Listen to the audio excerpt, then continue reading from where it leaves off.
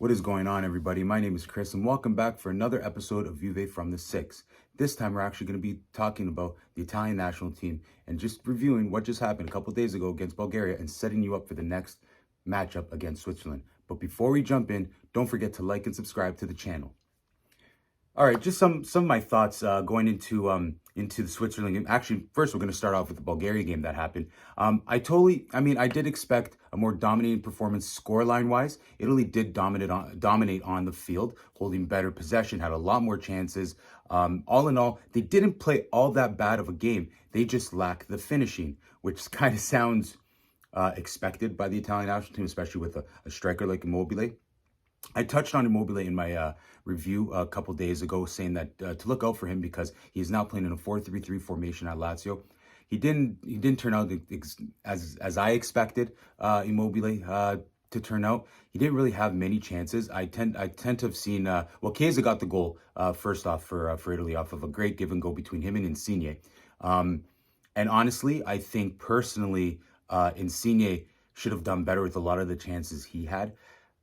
But this goes without saying that this was a lot of these players' only third game since their long vacation after winning the Euro Cup. So a lot of them are still trying to get their legs up from under them. I do totally expect a bounce back performance by Italy heading into Switzerland. The game against Switzerland is most notably their biggest competition in this group. This group relatively is a weak one. Switzerland's coming off of, if I'm not mistaken, a 3-1 win against Greece in the midweek. Same day that Italy played Bulgaria. They are 4 points away from each other. Italy, obviously, with that 4-point gap. This game is also important when it comes to two things. A, obviously, that unbeaten run that got stretched to 35 games after that tie between them and Bulgaria. And on top of that, I mean, we'd like to see that record at 36, but a loss here and Switzerland find themselves 1 point back with 2 games in hand. That goes without saying just how important this game heading into Switzerland is.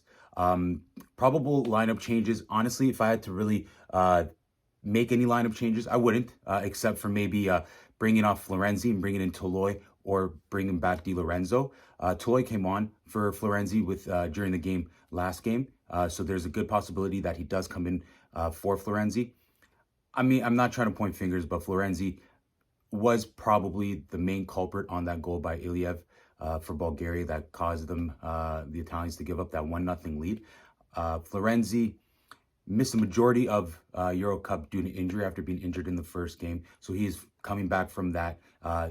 He's playing his played first 2 games with AC Milan and training with them. So he's not maybe exactly match fit like you would hope that he would be. But I definitely think he would be the odd one out heading into this game. I do expect to see Immobile in between Chiesa and Insigne again. But if there is a move up on attack, I would expect Immobile to be taken out for Raspadori, who actually looked pretty good in his brief little playing time against Bulgaria. But all in all, I do still expect that 4-3-3, Gigio from the back, Di Lorenzo, Acerbi, Bonucci, and Emerson. The backline, Verratti, Jorginho, and Barella in the middle, Insigne, Immobile, and Chiesa. That's my lineup, and I do expect a bounce-back win by the Azzurri, 2-1 on this one. I'm not going to say exactly how I think they get to that 2-1 scoreline, but that's my prediction heading into this game. So as always, Forza Italia, Forza Azzurri, Forza Juve. I'll catch you in the next video.